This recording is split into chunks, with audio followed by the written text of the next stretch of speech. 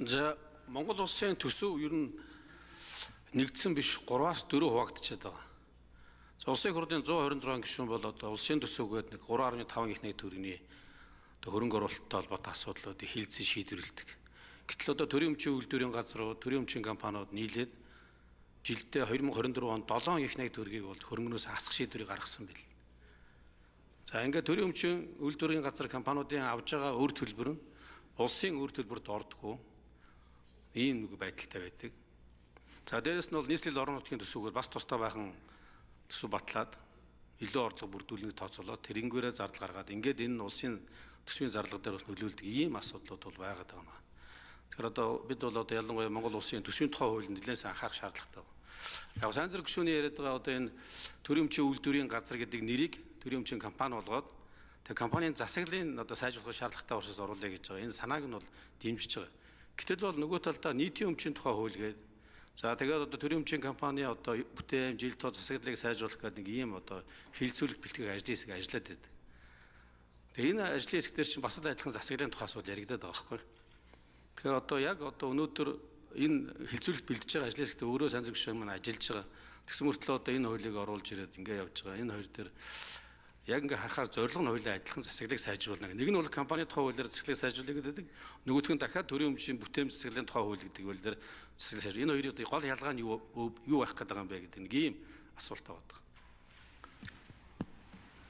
За сайн зэрэг гишүүн хариулъя.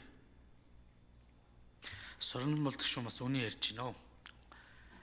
Ер нь бол улсын төсөв улсын төсвийн бүрэлдэхүүн хэсэг мэдээж орон нутгийн төсөв байгаа. За энтэй хинч марахгүй. Энэ бол яг явдаг ном журмынхаа дагуу явж байгаа боловч төрийн өмчт үйлдвэрийн газар төрийн өмчт компаниг дагсан маш хэмжээний одоо хөрөнгө оруулалт худалдаа авах ажиллагаанууд явж байгаа. Бараг улсын төсвөд дүүгч хэмжээнд жилд бараг энэлийн одоо улсын төсвөд дүүж очих зүйлүүд байгаа. За дээрэс нь энэ төрийн өмчт энэ компаниудын засаглалыг одоо шийдэхгүй яваад хахаар улс төрийн шийдвэр гаргаад тузаараа гэдэг юм уу компани дүрм заасан эсвэл энэ үйл ажиллагаа явуулахаас илүүтэйгээр төмөр зам бариулж байна. За эргээд одоо бас би зүгээр ойрын жишээнүүдийг ярил л да. Одоо бас Эрдэнэт үйлдвэргээд бас аргагүй л бас Монголын ард түмэнд бас нэлээд тусдын болдог энэ үйлдвэр байдаг.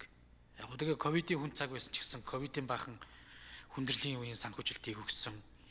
Энэ сургууль цэцэрлэгийн ойлуудыг сайжруулах, модон жорлонгоос салах үйл ажиллагаа санхүүжүүлгээл шийдвэр гаргаад өчөж байгаа юм. За дээрээс нь бараг Эрдэнэт үйлдвэрээр Мятыг бас хүндрэлтэй үед бас санхүүжилт олгож явах жишээтэй. Зээл бүрэг бад хатгалан зээлийн оршоо шиг банкуй санхүү шиг л ажиллаж байгаа байхгүй. Тэгэхээр уг нь бол ийм байдлыг байж гаргаж болохгүй юм байнамаа. Өөрөөр хэлэх юм бол яг зүгээр Эрдэнэт үйлдвэр ингээ үнэхээр ашигтай ажиллах юм бол ногдол ашигын зарчмаараа улсын төсөв дээр тодорхой орлогыг бүрдүүлээд энэ улсын төсвөөрөө буцаагаад Монгол улсын иргэдийн нийтлэг эрх ашиг шийдэх тэр бүтээн байгуулалт руу байд юм уу эсвэл одоо багш эмчнэрийн цалин нэмэх байд юм уу ахмадын тэтгэврийг нэмэх байд юм уу ийм үйлрээр зарцуулах хэрэгтэй маа. Энэ одоо компани засаглалыг алдагдуулах байдлаараа шууд тухайлан төслийг одоо санхүүжүүлгээд дөрмийн бус одоо үйл ажиллагаанууд руу шууд хамааруулаад ордог. Энэ одоо компаниг дагсан одоо энэ хөрөнгө оруулалт байд юм уу ийм шийдвэрүүд бол өнгөрсөн хугацаанд олон гарсан. Тэгэхээр энийг бол цаашдаа багц байдлаар нь бол засах ёстой гэдэг Сонзон болдог гишүүний одоо хэлээд байгаа энэ углуургийг бол ойлгож байна. Гэхдээ тэр хуулиуд манд өнгөж хилцүүлэгт бэлтгэдэй явж байна. За мэдээж бас тодорхой цаг хугацаа орно. За батлах хэсэг асуудал бол улсын хурлын 126 гишүүнээс хамааралтай.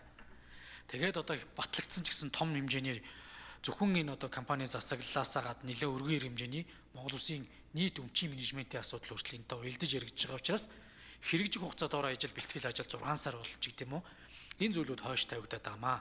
Тийм учраас яг энэ цаашдаа өнөөдөр иргэний хуулийнхаа суур концепцтой 24 зэрэг зөрчилдөж яваа энэ хуулийн этгээдийн хэлбэрийг хасчаа.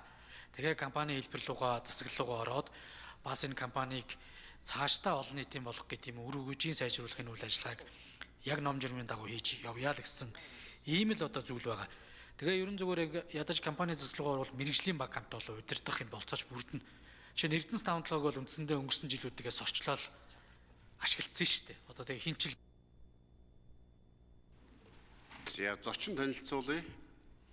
Улсын их хурлын гишүүн Төлөөхөөний Ав Бакерийн урилгаар Сэлэнг аймгийн Цагаан нуур сумын иргэдийн төлөвшсөн хурал засаг даргын тамирын газар Сум дундын О анги, орон нутгийн өмчт гажихуйн тооцоод үйлдвэрийн газрын албан хаагчид улсын их хурлын үйл ажиллагаа төрийн ордонтой танилцж байна. Та бүхнийхээ ажилд нь амжилт, амьдралд нь эрүүл их сайн сайхан бүхнийг улсын их хурлынхаа нийт гишүүдийн нэрийн өмнөөс хүсээрээ. За, наран засгийн алтан шагаа гишүүн асуултаа асууя.